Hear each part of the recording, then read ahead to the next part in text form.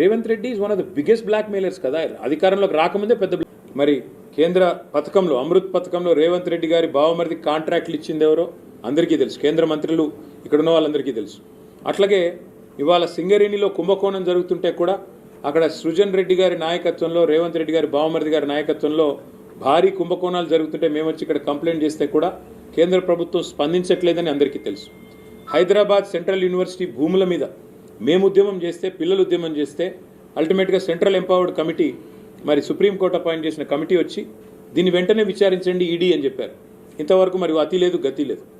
ED దాడులు జరిగితే రాష్ట్రంలో మంత్రుల మీద, పొంగులేటి శ్రీనివాసరెడ్డి మీద 2 ఏళ్ల తర్వాత కూడా ఇంతవరకు కేసు లేదు. కాబట్టి ఎవరికి రహస్యమిత్రులు, ఎవరితో కలిసి ఉన్నారు రాష్ట్ర ప్రజలకి తెలుసు, మీకు తెలుసు. మరి మాకు రేవంత్ రెడ్డి గారిని కలవాల్సిన అవసరం కానీ, రేవంత్ రెడ్డి గారితో సంభాషించాల్సిన అవసరం కానీ మాకు లేదు. రేవంత్ రెడ్డితో తలపడుతున్నాం. ఆయన అరాచకాలని ఇవాళ ఒక మాట చెప్పాలంటే, నిన్న హైకోర్టు చెప్పింది హైడ్రా అనేది 9 తలల విషసర్పం అని చెప్పింది నిన్న హైడ్రా గురించి. ఏది? రాష్ట్ర హైకోర్టు. ఇంతకంటే చెంపపెట్టు ముఖ్యమంత్రికి ఏముంటుందని నాకు అర్థంగా సిగ్గుండాలి. బడాబాబులను మాత్రం వదిలిపెట్టి గరీబోళ్ళ ఇండ్ల మీద పడి, బడాబాబులు అంటే ఎవరండి?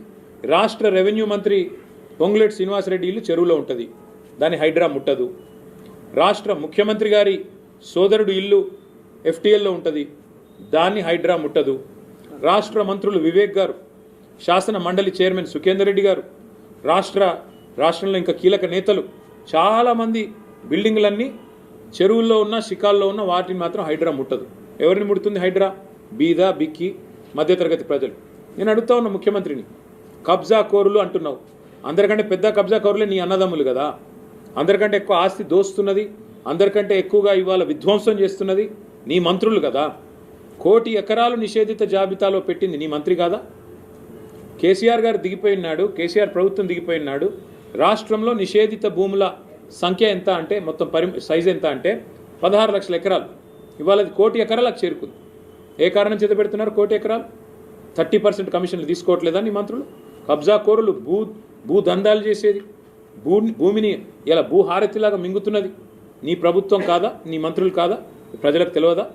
కాబట్టి హైడ్రా పేరిట నువ్వు సృష్టిస్తున్న అరాచకం, పేదవాళ్ళ ఇండ్లు కూలగొడుతూ, హైదరాబాద్లో ఒక ఇల్లు కట్టాడా 2 ఏళ్లలో, 2.5 ఏళ్లలో? ఎన్ని ఇల్లు కూలగొట్టావు నువ్వు? కొన్ని వేల ఇండ్లు హైదరాబాద్లో కూలగొట్టి, ఒక్క ఇల్లు కట్టకుండా, ఒక్క ఇటుక పెట్టకుండా విధ్వంసం సృష్టించి, రియల్ ఎస్టేట్ను కుప్పగూల్చి నువ్వు డబ్బులు చేసుకుంటున్నావు. పెద్ద పెద్ద బిల్డర్లు ఇవాళ చెరువుల్లో ఇండ్లు కడుతుంటే, పెద్ద పెద్ద బిల్డింగ్లు కడుతుంటే నీకు కనబడదు, కానీ ఇవాళ పెద్ద పెద్ద మాటలు. అందుకే మేము అనేది, హైడ్రా అనేది it has become a blackmailing extortion tool of Revanth Reddy. ఖచ్చితంగా అందుకే మా గవర్నమెంట్ వచ్చిన మొదటి రోజే నిన్న హైకోర్టు చెప్పిన విధంగా దాన్ని ఎత్తి బంగాళాఖాతంలో పాడేసే బాధ్యత మాది.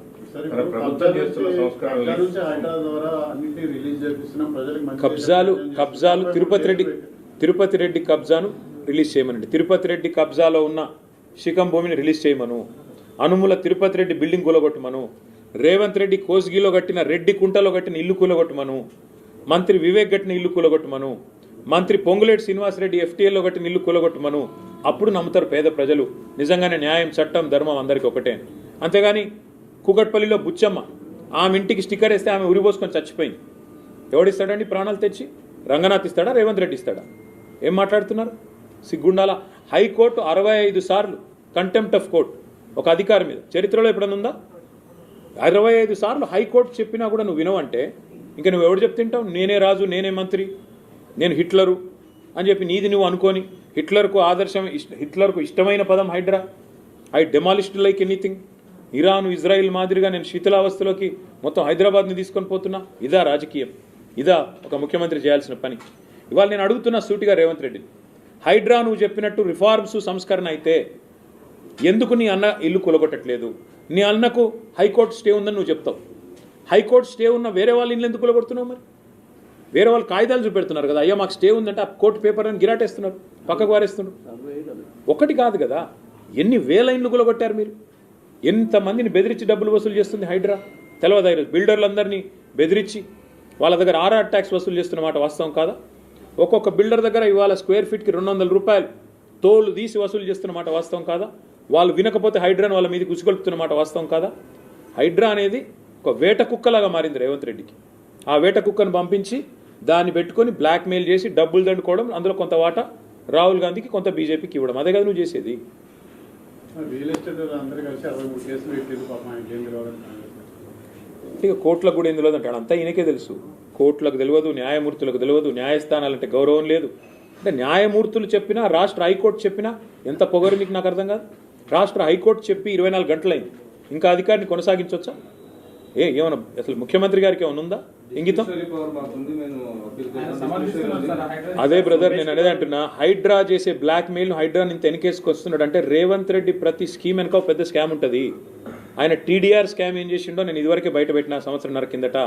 ఆయన అస్మదీయులు, ఆయన చుట్టూ ఉండే రియల్ ఎస్టేట్ బ్రోకర్లు మొత్తం హైదరాబాద్లో ఉన్న టీడీఆర్ అంతా కొన్నారు. ట్రాన్స్ఫరబుల్ డెవలప్మెంట్ రైట్స్ కొని ఆర్టిఫిషియల్ డిమాండ్ క్రియేట్ చేసి ఒక జీవో తెచ్చి 10% టీడీఆర్ వాడాల్సిందే అని, దాని ద్వారా లబ్ధి పొందింది రేవంత్ రెడ్డి యొక్క అన్నదమ్ములు, ఆయన చుట్టూ ఉండే రియల్ ఎస్టేట్ బ్రోకర్లు.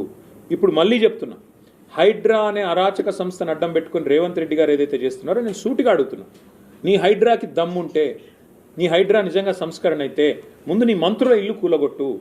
పొంగులేటి శ్రీనివాసరెడ్డి ఇల్లు ఎఫ్టీఎల్లో ఉన్న మాట వాస్తవమా కాదా? అట్లాగే వివేక్ ఇల్లు బఫర్లో ఉన్న మాట వాస్తవమా కాదా? అట్లాగే పట్నం మహేందర్ రెడ్డి ఇల్లు ఎఫ్టీఎల్లో ఉన్న మాట వాస్తవమా కాదా?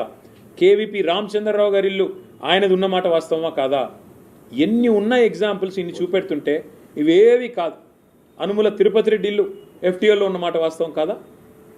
కాబట్టి చట్టం అంటే అందరికీ ఒకటే తిరిగి ఉండాలి. చట్టం కాంగ్రెస్ వానికి చుట్టం, మిగతా బీదా బిక్కిని మాత్రం ఇష్టం ఉన్నట్టు కొడతాం, మా ఇష్టం కోర్టు చెప్పిన అయినం. తప్పకుండా తగిన శాస్తి జరుగుతుంది. రేవంత్ రెడ్డి గారి తల బిరుసుకు, ఆయన అహంకారానికి సమాధానం ప్రజలే చెప్తారు.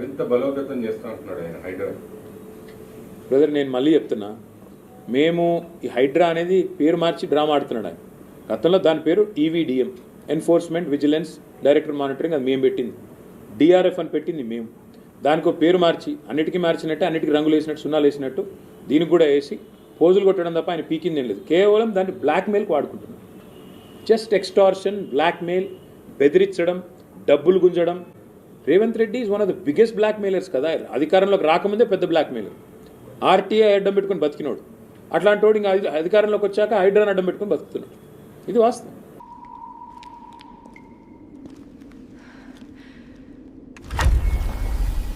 I cannot believe it is actually real.